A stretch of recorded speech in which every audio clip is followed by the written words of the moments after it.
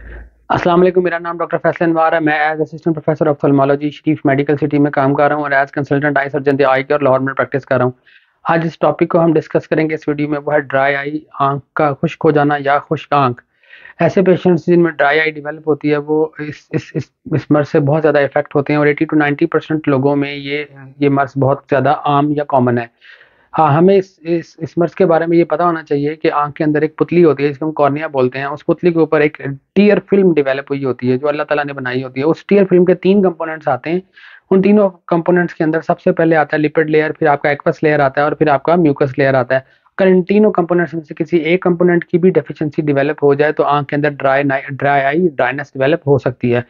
याद रखिएगा कि आंख के अंदर कुछ ग्लैंड्स होते हैं जिनकी मदद से ये टीयर फिल्म बनती है। सबसे पहले आंख की आईलिड्स के अंदर कुछ ग्लैंड्स होते हैं जिनको हम मेबोमियन ग्लैंड्स कहते हैं।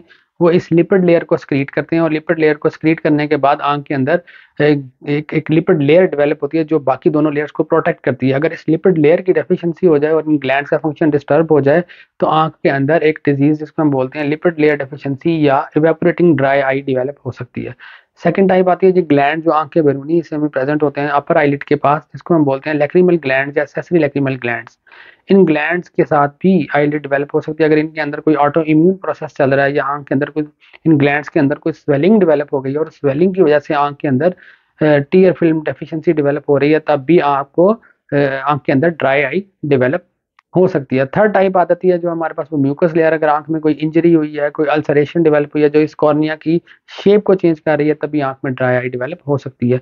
क्या फीलिंग आती है? ऐसे पेशेंट जिनमें ड्राई आई हो उनमें जलन हो सकती है, वाटरिंग डेवलप हो सकती है, आंखों के अंदर एक अजीब सी अनकंफर्टेबल फीलिंग रहती है। तीसरा, आंखों के अंदर आंख को बार बार नाक वाली साइड से साफ करना पड़ सकता है। आंखों के अंदर धुंधलापन डेवलप हो जाता है। जो आंख के अंदर बैरूनी एयर जिसको हम कॉर्निया की एपिथेलियम कहते हैं उसका केराटाइटिस कहते हैं, उस केराटाइटिस की वजह से आंख के अंदर धुंधलापन डेवलप होना शुरू हो जाता है। ऐसे पेशेंट जिनमें ये डिजीज डेवलप हो जाए या डेवलप होना शुरू हो जाए, हमें उसको डायग्नोज करना बहुत ज़्यादा ज़रूरी होता है। उसके लिए हम कुछ टेस्ट कंडक्ट करवाते हैं। उन टेस्ट में सबसे पहले आपका आ जाता है आंख के अंदर एक स्टेनिंग टेस्ट होता है। स्टेनिंग टेस्ट से मुराद है कि डिफरेंट किस्म के हम स्टेन्स इस्तेमाल करते हैं और आंख को उन डाई से स्टेन करके हम एक पैटर्न देखते हैं, एक स्पेसिफिक पैटर्न जिसे हम कहते हैं। उस पैटर्न की मदद से हम देखते हैं कि क्या आंख के अंदर ड्राई आई डेवलप हो चुकी है या नहीं। अगर वो डेवलप हो चुकी हो तो हम उसको ग्रेड करते हैं और उसको ग्रेड करने के बाद हम उसका ट्रीटमेंट स्टार्ट करवाते हैं। सेकंड टाइप आता है फिल्टर पेपर। फिल्टर पेपर या एक स्पेशल पेपर की मदद से आंख के अंदर हम कॉलम चेक करते हैं कि उस कॉलम के अंदर आंख की टीयर कितनी कितनी कितनी उस कॉलम को एलिवेट करती है। अगर उसके अंदर हमें डेफिशिएंसी मिले तब भी हम ड्राई आई लेबल कर सकते हैं।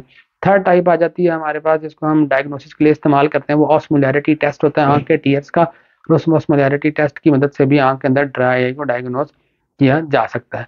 अब हमारे पास एक और जो बहुत इंपॉर्टेंट या बहुत कॉमन मोडालिटी आ जाती है जिसको हम कहते हैं dry eye syndrome. Dry eye syndrome का मतलब ये होता है कि आंख के अंदर कोई और डिजीज या और मर्ज था जिसकी वजह से आपको ड्राई आई डेवलप हुई है। ऐसे केसेस जिनके अंदर आर्थराइटिस का मसला हो, जिसको रूमेटॉइड आर्थराइटिस बोलते हैं, या कोई और ऑटो इम्यून डिजीज चल रही हो, उन पेशेंट्स के अंदर भी ड्राई आई डेवलप होती है। अगर हम उस डिजीज को ट्रीट करें या उसका ट्रीटमेंट लें तब ड्राई आई के सिम्टम्स इंप्रूव हो सकते हैं या हम उसको आर्जी तौर पर रोक सकते हैं। ट्रीटमेंट क्या हो सकता है ड्राई आई का? सबसे पहले नेचुरल टीयर्स हैं।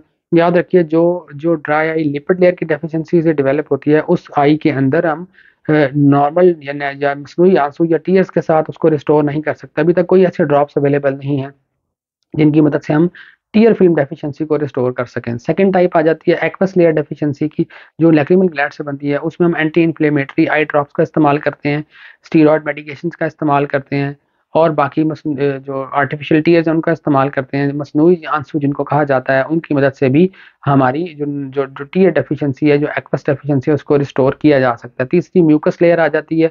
उसके लिए ज़रूरी है कि कॉर्नियल सरफेस को हम रेगुलर करें। रेगुलर करने के लिए अगेन आई ड्रॉप्स का इस्तेमाल बहुत ज़रूरी है।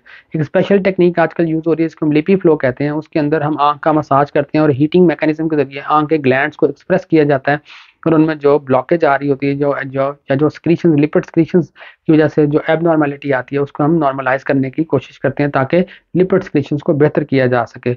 आजकल ये भी देखा गया कि बहुत सारे पेशेंट जो एंटी ग्लाकोमा मेडिकेशन इस्तेमाल कर रहे हैं या काले मोती के कतरे इस्तेमाल करते हैं, उनके अंदर भी ड्राई आई के सिम्टम बहुत ज़्यादा डेवलप होना शुरू हो जाते हैं। ऐसे केसेस को हमें 7 नेचुरल टीयर्स को ऑगमेंट करके देना पड़ता है, या उनको हमें ब्रेक्स देनी पड़ती हैं एंटी ग्लाकोमा मेडिकेशंस के अंदर, क्योंकि उनकी आंख मतवाता रेड रहना शुरू कर देती है, जिसे एक्सट्रीम ड्राई आई कहते हैं।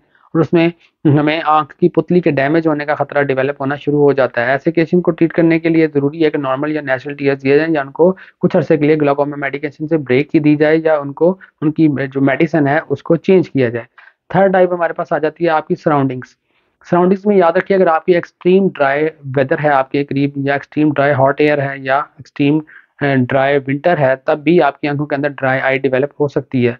फोर्थ जो हमारे पास इंपॉर्टेंट पॉइंट आता हो जाता है कि अगर हम इन्वर्टर का इस्तेमाल करते हैं, अगर आपको सोते वक्त हम हीटर को ऑन करके सोते हैं जिसमें आपकी एयर सर्कुलेट हो रही है, तो आंख जो रूम है आपका उसमें ड्राइनेस डेवलप हो सकती है, और उन केसेस के अंदर आंख का थोड़ा सा खुला रह जाना भी आंखों के अंदर ड्राइनेस का सबब बन सकता है।